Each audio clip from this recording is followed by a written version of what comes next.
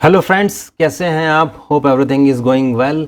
तो जो हमारी डांस की सीरीज़ है जिसमें हम folk dances of India, Bharat के लोक नृत्य कर रहे हैं, उसमें कुछ स्टेट्स हमने कवर कर दिए हैं लेकिन कुछ स्टेट्स अभी पेंडिंग हैं।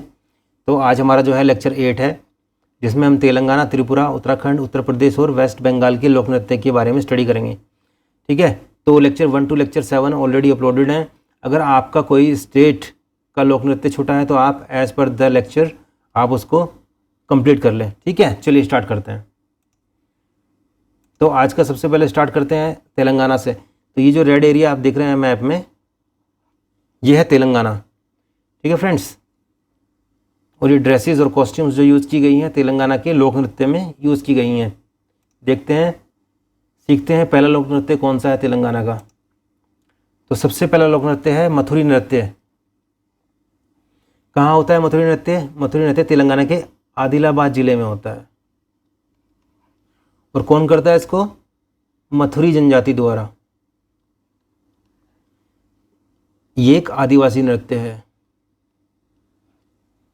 ठीक है फ्रेंड्स, तो ये 3 पॉइंट्स है इसमें। आदिलाबाद जिले में होता है, मथुरी जनजाति द्वारा होता है, और ये एक आदिवासी नृत्य है जो श्रावण के बरसात के महीने के दौरान किया जाता है। श्रावण के बरसात के महीने के दौरान ये किया जाता है। ठीक है, तो मथुरी नृत्य तेलंगाना का लोक नृत्य है जो आदिलाबाद ज़िले में होता है, मथुरी जनजाति करती है, और ये एक आदिवासी नृत्य है। इसमें से किसी से भी रिलेटेड आपसे क्वेश्चन डायरेक्ट पूछा जा सकता है। तो ये 3-4 पॉइंट इसके आपको याद रखने हैं। चलिए नेक्स्ट पे चलते हैं। नेक्स्ट है लंबाड़ी। लंबाड़ी नृत्य। लंबाड़ी कौन करता है? अर्ध खाना बदोश जनजाति द्वारा ये होता है। ठीक है, जिन्हें लंबाड़ी या बंजारा या सेंगालिस कहा जाता है। तो लंबाड़ी, बंजारा या सेंगालिस, ये जनजातियाँ मुख्यतः भारत के विभिन्न हिस्सों में निवास करती हैं, है ना। तो ये पॉइंट्स आपको याद रखना है। लंबाड़ी, बंजारा, सेंगालिस, ये 3 नामों से भी जाना जाता है, और ये अर्धखाना बदोश जनजातियाँ करती हैं लंबाड़ी, जो तेलंगाना का लोक नृत्य है। चलिए नेक्स्ट पे चलते हैं। पेरिनी। पेरिनी शिव तांडवम। ठीक है, शिव तांडवम से आपको समझ में आ रहा होगा कि ये भगवान शिव को समर्पित है। और कौन करता है इसको? पेरिनी शिव तांडवन, पेरिनी तांडवम के नाम से भी जाना जाता है इसको। ये आपको पॉइंट याद रखना है। एक विशिष्ट, ये एक युद्ध नृत्य है। ठीक है, इसकी उत्पत्ति काकतीय राजवंश के 11वीं शताब्दी के शासकों से हुई है।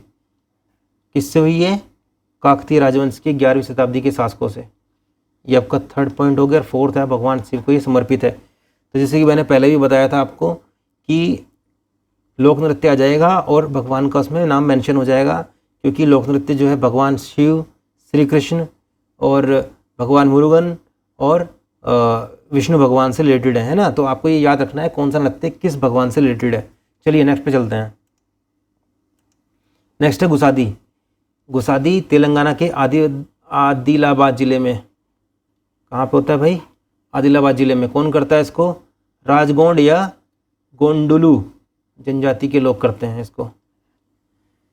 ठीक है, गुस्सादी नृत्य के दौरान नर्तक पंखों से बनी टोपी, माला और मोर पंख का उपयोग करते हैं। देखो आप पिक्चर में आप देख सकते हो, ये सर पे जो है टोपी पहनी हुई है इन्होंने मोर पंख की, है ना, और माला बनाए हुए हैं। तो इसमें ये मोर पंख का इस्तेमाल करते हैं। गुस्सादी नृत्य सामूहिक रूप से किया जाता है, जिसमें समूह के सभी सदस्य एक साथ नृत्य करते हैं। यह नृत्य समूह की एकता और सामुदायिक भावना को दर्शाता है। इसको दर्शाता है समूह की एकता और भावना को, सामुदायिक भावना को। तो ये 2-3 पॉइंट आपको इसमें याद रखने हैं गुसादी नृत्य में। कहाँ का है गुसादी नृत्य?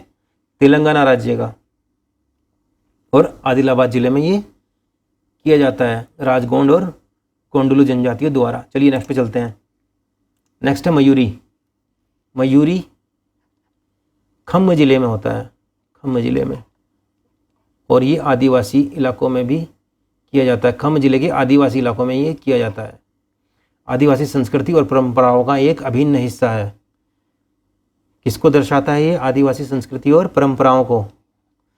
इसमें नर्तक मयूर, मोर के समान नृत्य मुद्राओं का प्रदर्शन करते हैं। ठीक है, ये आपको याद रखना है। मयूरी भी मोर से आपको याद आना चाहिए कि मयूरी जो है मोर से रिलेटेड है। चलिए नेक्स्ट पे चलते हैं।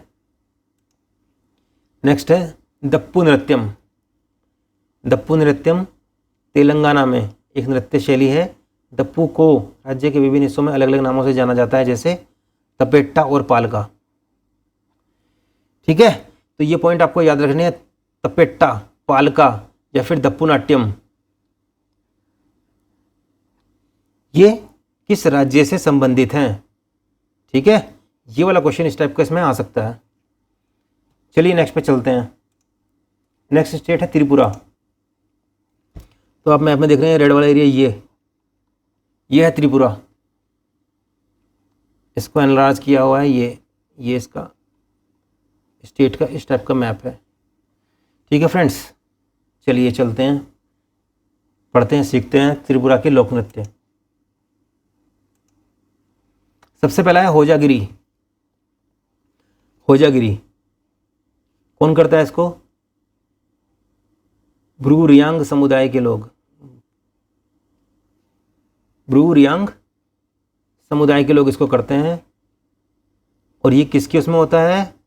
मैनुमा, मैनुमा का आशीर्वाद लेने के लिए। मैनुमा कौन है? धन की देवी के आशीर्वाद के लिए प्रार्थना करने के लिए मनाया जाता है ना। तो 2 पॉइंट आपको याद रखने हैं इसमें। ये कौन से समुदाय करता है? ब्रू रियांग समुदाय करता है इसको, और ये मैनुमा धन की देवी के आशीर्वाद लेने के लिए मनाया जाता है। होजागिरी। चलिए नेक्स्ट पे चलते हैं। त्रिपुरा का नेक्स्ट लोक नृत्य है गरिया। गरिया कब होता है भाई? बैसाख के महीनों में। बैसाख के महीने में जब नई फसलों की बुवाई और अच्छी फसल के लिए ये लोग प्रार्थना करते हैं। गौरिया पूजा का त्यौहार, ये एक त्यौहार है इनका, गौरिया पूजा। ये गौरिया पूजा के त्यौहार पे बुवाई और अच्छी फसल के लिए प्रार्थना करते हैं, और बैसाख के महीने में ये होता है ना। और त्रिपुरा का ये लोक नृत्य है। ठीक है फ्रेंड्स, ये 3 पॉइंट आपको इसमें याद रखने हैं। नेक्स्ट पे चलते हैं। नेक्स्ट है ममिता नृत्य। ममिता नृत्य भी त्रिपुरा का है, और ये कलोई समुदाय, कौन मनाता है भाई इसको? कलोई समुदाय के लोग इसको मनाते हैं। पहला पॉइंट, कलोई समुदाय के लोग मनाते हैं, और ये ममिता महोत्सव में किया जाता है। ममिता महोत्सव में ममिता नृत्य किया जाता है, जो कलोई समुदाय के लोग मनाते हैं, और ये त्रिपुरा का लोक नृत्य है। चलिए नेक्स्ट पे चलते हैं दोस्तों। बिजू नृत्य। जो बिजू नृत्य है ये चकमा समुदाय बनाया, चकमा समुदाय बनाता है इसको। ये नृत्य बीजू त्योहार के दौरान विशेष रूप से मनाया जाता है। नृत्य सामुदायिक एकता, खुशी और सांस्कृतिक धरोहर को दर्शाता है। किसको दर्शाता है दोस्तों?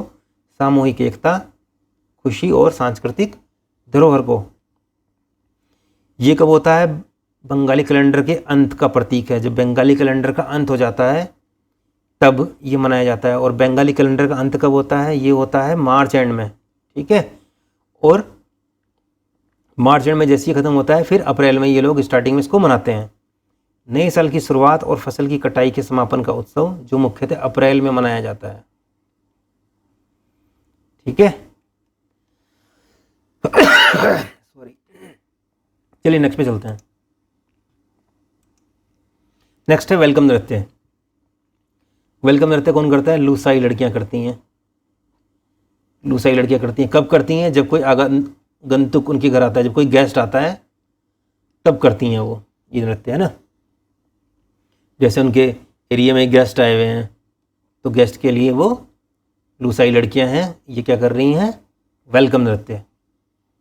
चलिए नेक्स्ट पे आते हैं। नेक्स्ट है संगराई नृत्य। संगराई नृत्य ये भी बंगाली कैलेंडर वर्ष के चैत्र महीने यानी अप्रैल में संगराई उत्सव के अवसर पर किया जाता है। कब होता है संगराई नृत्य? संगराई उत्सव पे, है ना, बंगाली कैलेंडर वर्ष अप्रैल में। पहला पॉइंट। दूसरा पॉइंट, संगराई उत्सव ये कौन करता है? मोग आदिवासी समुदाय के लोग करते हैं। तो ये 3 पॉइंट आपको याद रखने हैं कि संगाई नृत्य कहाँ का है। संगाई नृत्य त्रिपुरा का लोक नृत्य है। ये कौन से उत्सव पे किया जाता है? ये संगराई उत्सव पे किया जाता है। इसको कौन सी जनजाति मनाती है या कौन सा समुदाय इसको मनाता है? तो इसको मोग आदिवासी समुदाय द्वारा मनाया जाता है। ये कब होता है? ये बंगाली कैलेंडर वर्ष के चैत्र महीने अप्रैल में ये मनाया जाता है। ठीक है, इतने पॉइंट आपको इसमें मिल गए। चलिए नेक्स्ट पे चलते हैं। लेबांग बुमनी।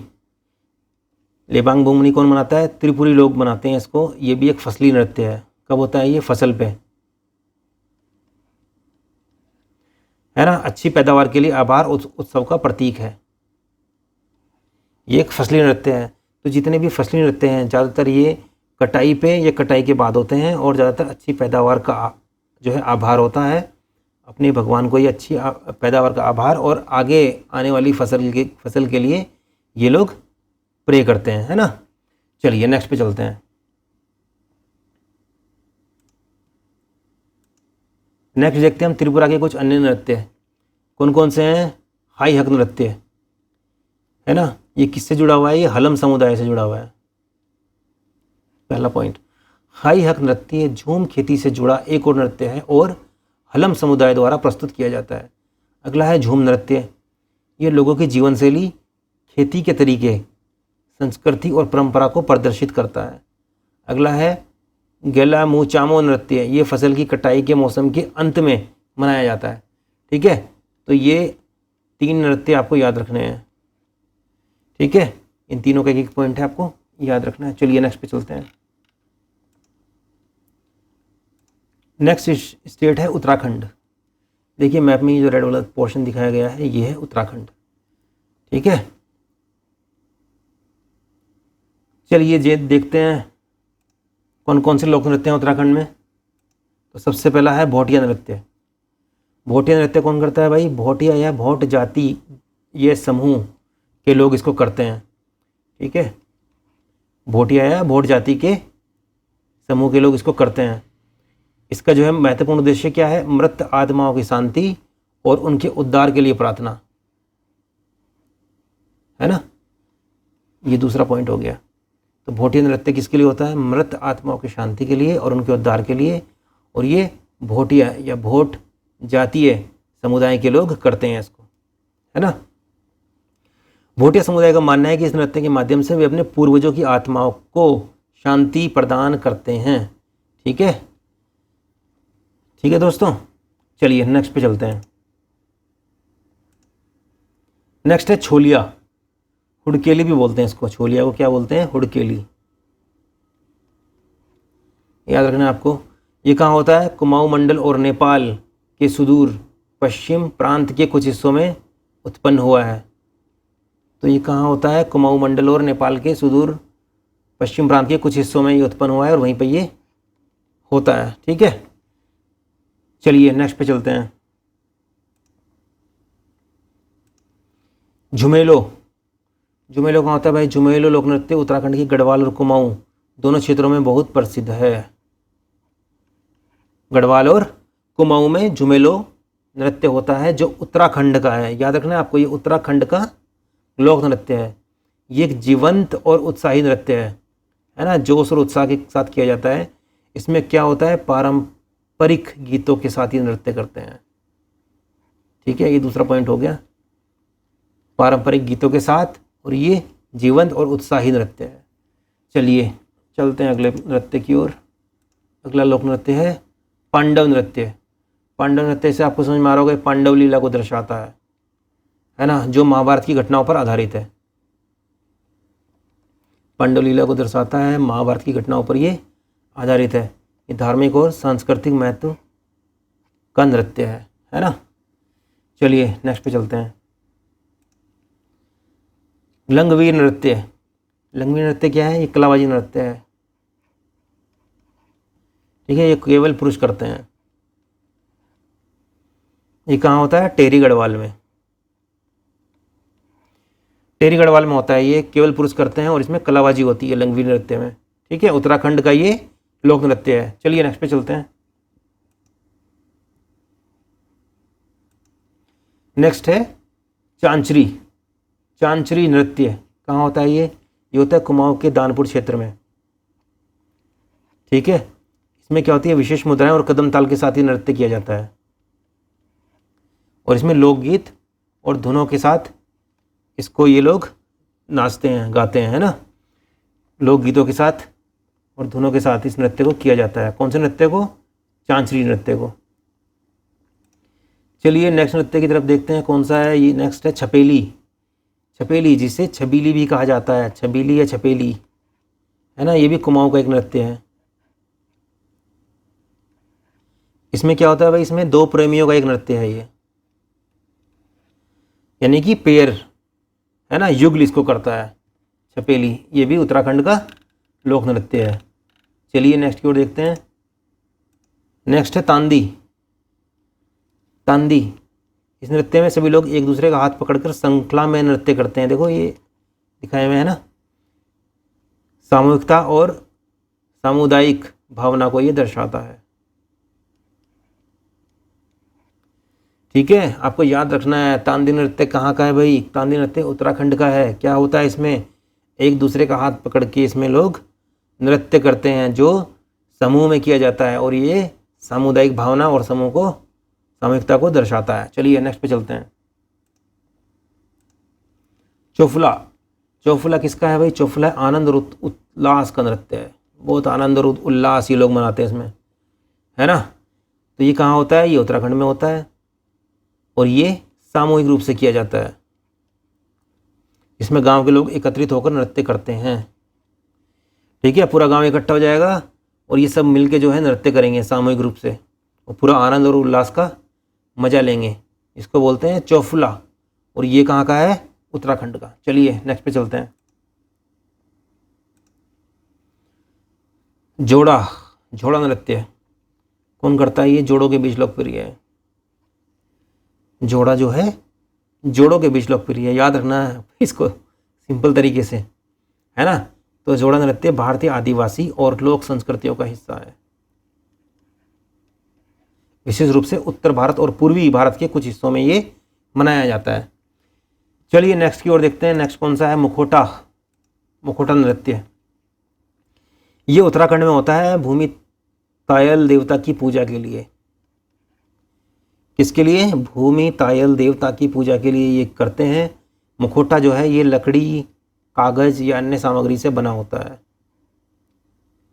ठीक है, ये देखो ये मुखोटा जो पहना हुआ है इसने, ये लकड़ी से बना है, कागज से या फिर अन्य किसी सामग्री से बना हुआ है। और नर्तक इन्हें पहनते हैं ताकि वे विभिन्न पात्रों या देवताओं का प्रतिनिधित्व कर सकें, है ना। तो ये देवताओं के प्रतिनिधित्व में इसको पहनते हैं और पहन के उसको नाच करते हैं।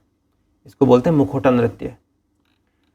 चलिए नेक्स्ट पे देखते हैं। नेक्स्ट कौन सा है? नेक्स्ट है थड़िया। थड़िया, थड़ का शब्द का अर्थ है आंगन। आंगन मैंने घर का जो आंगन होता है ना, उसकी बात कर रहा है। घर का आंगन अर्थात घर के आंगन में आयोजित होने वाले संगीत और नृत्य को थड़िया कहा जाता है। तो क्वेश्चन आ जाएगा, थड़िया जो है कहाँ का लोक नृत्य है? थड़िया उत्तराखंड का लोक नृत्य है। अब थड़िया जो है का मतलब क्या है? तो उसमें ऑप्शन दिया देगा, वो उसमें सही ऑप्शन होगा घर में आयोजित होने वाला जो संगीत और नृत्य है उसको बोलते हैं थड़िया। या फिर पूछ सकता है थड़ शब्द का अर्थ ये है आंगन, है ना। मतलब एक ही बात है, उस क्वेश्चन पूछ ले या ये ऐसे पूछ ले। ये उत्सव आमतौर पर ग्रामीण क्षेत्रों में आयोजित होता है। ठीक है, चलिए नेक्स्ट पे चलते हैं।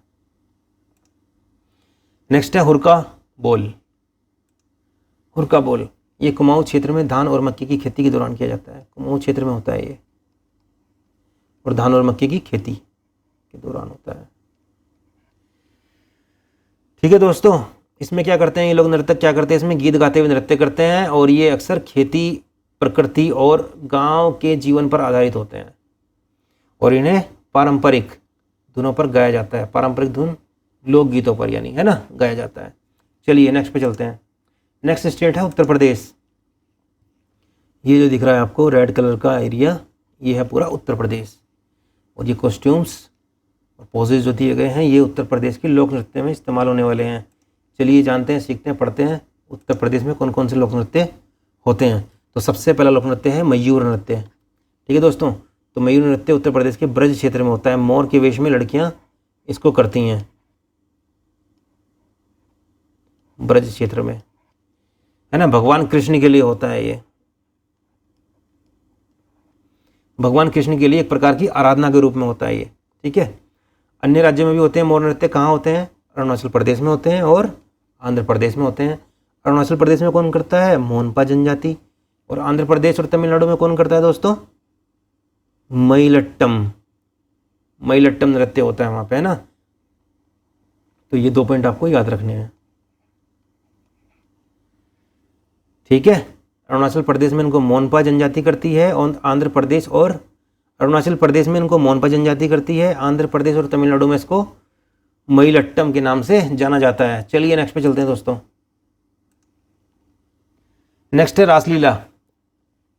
रासलीला कहाँ होती है? मथुरा वृंदावन राजस्थान के नाथद्वार के क्षेत्रों में होती है ना। मथुरा वृंदावन तो आपको पता ही था, राजस्थान और नाथद्वार में भी इसके जो के क्षेत्र हैं वहाँ पे भी इसको किया जाता है। यह नदियाँ पश्चिम बंगाल में गौड़िया वैष्णववाद में भी देखा जा सकता है, ठीक है, जो रास उत्सव के लिए जाना जाता है, ठीक है। ये वाला पॉइंट भी आपको याद रखना है। तो 2 पॉइंट इसमें आपको मिल गए रासलीला में। चलिए नेक्स्ट पे चलते हैं। नेक्स्ट है नौटंकी। क्या भाई नौटंकी? नौटंकी होती है उत्तर प्रदेश का एक प्रसिद्ध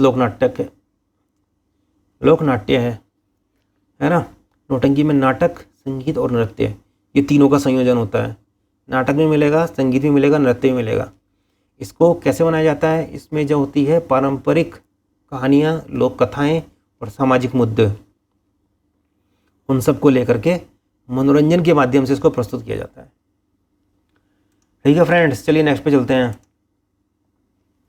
नेक्स्ट है उत्तर प्रदेश का चरकुला। चरकुला चरकुला नृत्य आमतौर पर होली के प्रसिद्ध त्योहारों के तीसरे दिन किया जाता है।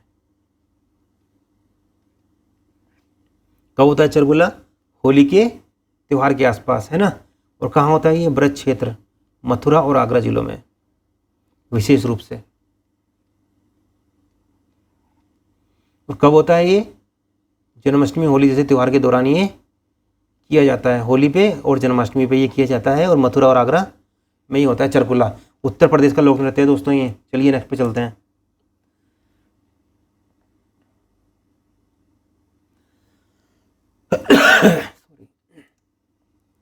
नेक्स्ट है पश्चिम बंगाल। ये जो एरिया आपको दिख रहा होगा रेड वाला, ये है पश्चिम बंगाल। इसके लोक नृत्य देखते हैं कौन कौन से हैं।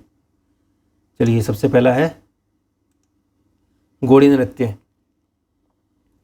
गोड़ी नृत्य जो है बंगाल के साथ साथ देश के अन्य पूर्वी भाग असम, उड़ीसा और मणिपुर में भी का एक शास्त्रीय नृत्य रूप है। वहाँ पे इसको एक शास्त्रीय नृत्य रूप के भाग के रूप में देखा जाता है। कहाँ पे? असम, उड़ीसा और मणिपुर में। बंगाल के साथ साथ ये असम, उड़ीसा और मणिपुर में इसकी उत्पत्ति नाट्य शास्त्र में हुई है। कौन करता है? वैष्णव समुदाय के लोग करते हैं, ठीक है दोस्तों। तो ये आपको याद रखना है क्योंकि इसमें जो है लोक नृत्य में शास्त्रीय नृत्य जुड़े हुए हैं। असम, उड़ीसा, मणिपुर के शास्त्रीय नृत्यों का एक रूप है ये, ठीक है। चलिए नेक्स्ट पे चलते हैं। नेक्स्ट है गोमीरा। गोमीरा ग्रामीण नृत्य है। कहाँ होता है ये? पश्चिम बंगाल के दिनाजपुर जिले में। दिनाजपुर जिले में, ठीक है फ्रेंड्स। तो पश्चिमी बंगाल का लोक नृत्य है जो दिनाजपुर जिले में किया जाता है। ये एक ग्रामीण नृत्य है। चलिए नेक्स्ट देखते हैं। नेक्स्ट है अलकाप। अलकाप कौन सा है? बंगाली लोक नृत्य है ये, जो पश्चिम बंगाल के मुर्शिदाबाद, मालदा और वीरभूम और बांग्लादेश के चपाई, नवाबगंज, रंदाज, शाही जिलों में लोकप्रिय है। तो ये आपको पॉइंट याद रखना है, ठीक है। पहला, दूसरा ये और तीसरा ये।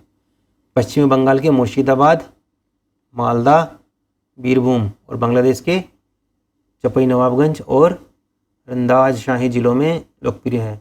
झारखंड में भी ये लोकप्रिय है। ठीक है फ्रेंड्स, तो 4 पॉइंट इसमें मिल गए आपको। चलिए नेक्स्ट चलते हैं। नेक्स्ट है गंभीरा नृत्य। गंभीरा नृत्य संक्रांति के त्यौहार के दौरान किया जाता है। पश्चिम बंगाल में ये किया जाता है। कौन करता है? सूत्रधार समुदाय के लोग इसको करते हैं। नीम और अंजीर के पेड़ों से ये मुखौटे बनाते हैं। ये जो मुखौटा इसने बनाया हुआ है, ये नीम और अंजीर के पेड़ों से बनाया हुआ है। ठीक है, गंभीरा नृत्य। तो गंभीरा नृत्य में जो मुखौटे होते हैं वो नीम और अंजीर के पेड़ों से बनते हैं। और सूत्रधार समुदाय के लोग इसको करते हैं। चलिए नेक्स्ट पे चलते हैं। नेक्स्ट है ढाली। ढाली सैनिकों में ढाल बनाने वालों को चित्रित करता है। किसको चित्रित करता है? सेना में जो ढाल बनाने वाले थे, है ना, उनको चित्रित करता है। ये नृत्य शैली बंगाल के आदिवासी समुदाय में की जाती है। ठीक है, चलिए नेक्स्ट पे चलते हैं। नेक्स्ट है यात्रा। यात्रा क्या है? अभिनय, गीत, संगीत, नृत्य का ये संयोजन है। इन सबको मिला दो तो यात्रा बन जाएगा, है ना। ये लोक नाटक का एक रूप है। लोक नाटक है ये, जो शैलीगत प्रस्तुति और अतिरंजित इशारे तथा भाषणों की विशेषता है। ठीक है, चलिए नेक्स्ट पे चलते हैं। नेक्स्ट है ब्रीटा। ब्रीटा नृत्य। ब्रीटा नृत्य को और क्या बोलते हैं? वृता नृत्य। व्रता नृत्य, है ना। ये विशेष रूप से लोगों द्वारा कुछ बीमारियों से ठीक होने के बाद किया जाता है। जैसे कोई बीमार पड़ा था, वो ठीक हो गया, तो ठीक होने के बाद उसकी फैमिली और आसपास के लोग क्या करेंगे? मिलके व्रता नृत्य, है ना। तो याद रखना है, ब्रीटा नृत्य कब होता है? ये होता है जब कोई बंदा जो है या बंदी बीमारी से ठीक हो जाती है, उसके बाद ये किया जाता है ना। इसे देवी देवताओं के प्रति आस्था और समर्पण का प्रतीक माना जाता है।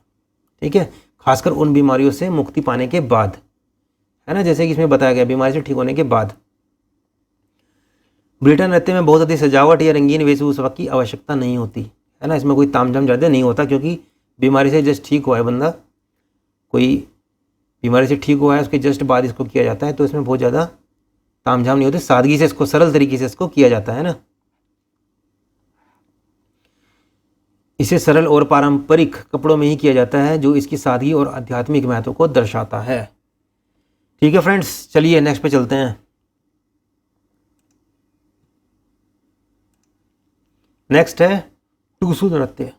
टूसू कब होता है? दिसंबर और जनवरी के महीने में और पोसा माह के दौरान। पोसा माह कब होता है? दिसंबर और जनवरी के महीने के बीच, पोसा माह। यह ग्रामीण इलाकों में, खासकर झारखंड, उड़ीसा, पश्चिमी बंगाल के कुछ हिस्सों में प्रचलित है ना। कब होता है ये? फसल कटाई के बाद ये मनाया जाता है। ठीक है दोस्तों, चलिए नेक्स्ट पे चलते हैं। नेक्स्ट है लाठी नृत्य। लाठी नृत्य क्या होता है? मुहर्रम के शुरुआती 10 दिनों के दौरान ये किया जाता है। ये लाठी से किया जाता है ना। शरीर की शक्तियों को प्रदर्शित करने वाला नृत्य है। तो याद रखना है आपको, लाठी नृत्य, लाठी से आपको याद रहना चाहिए कि शरीर की शक्तियों का प्रदर्शन किया जा रहा है लाठी नृत्य में। चलिए नेक्स्ट पे चलते हैं। बाउल नृत्य। बाउल नृत्य क्या है?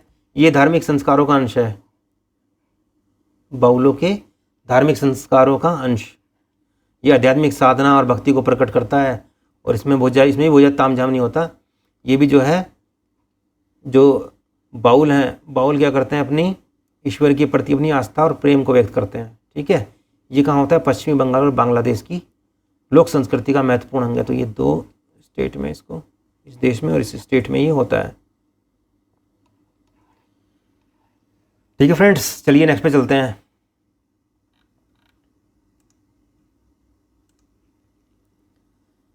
मारी सिया नृत्य। मारी सिया ये कहाँ होता है? पश्चिमी बंगाल का एक आदिवासी नृत्य है। कहाँ का? पश्चिम बंगाल आदिवासी नृत्य, जो पुरुषों के एक समूह द्वारा किया जाता है। ठीक है, पुरुषों के समूह द्वारा ये होता है। और मारिशियन नृत्य को ऐतिहासिक रूप से युद्ध की तैयारी के प्रतीक के रूप में देखा जाता है। जब युद्ध की तैयारी होती थी पहले, तो तब ये मारिशियन नृत्य होता था, है ना। तो उसी के प्रतीक के रूप में इसको देखा जाता है, पहला। दूसरा, और ये भी शारीरिक शक्ति, साहस और सामूहिक एकता को प्रदर्शित करता है। ठीक है, चलिए दोस्तों नेक्स्ट पे आते हैं। नेक्स्ट है धनुची नाच। धनुची पश्चिम बंगाल में होता है। ये भी भक्ति नृत्य और परंपरा है। भक्ति नृत्य है ये दुर्गा पूजा के दौरान ये किया जाता है। कब होता है दोस्तों? दुर्गा पूजा के दौरान। इसे विशेष रूप से अष्टमी और नवमी के दिन देवी दुर्गा की आराधना के समय किया जाता है। ठीक है, इसमें नर्तकी की धनुची, ये जो है ये धनुची है नामक एक विशेष प्रकार की मिट्टी की कटोरी का उपयोग करते हैं, जिसमें धूप, नारियल की छीलन जलाकर धुआं पैदा किया जाता है। ठीक है, तो ये जो है देवी दुर्गा की आराधना के लिए किया जाता है अष्टमी और नवमी के दिन, है ना। तो एक ये भक्ति नृत्य है, तो ये आपको याद रखना है, धनुची नाच। ठीक है फ्रेंड्स, आज के लिए इतना ही। और बाकी के जो इसमें प्रॉब्लम्स हैं, कोई आपको या कुछ कन्फ्यूज़न है या कोई भी क्वेश्चन है, just let me know in the comment box. मैं कोशिश करूँगा उसका आंसर देने की। ठीक है, और बाकी के जो हैं हम नेक्स्ट लेक्चर में कंप्लीट करते हैं। तब तक के लिए thank you so much and keep learning.